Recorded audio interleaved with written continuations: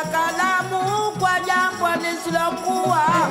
Tahadhari na mwiko wakati wa kupakua, ukitaraji makopo chungu utakitoboa. Mogwaja ng'ombe sijauramba mwiko, msitukane wakunga na uzazi ukalimu.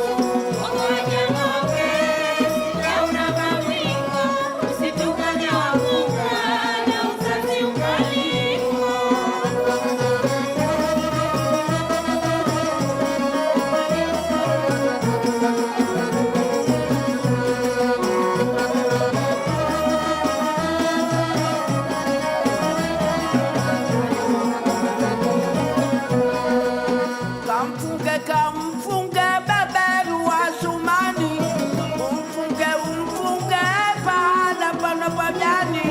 Kamfunge beberu wa Sumani, umfunge pahala panapo jani. Enda ete zinaomu atarejea ngamani. Mogwaja ng'ombe sijauramba mwiko, msitukane wakunga na uzazi ukalimu.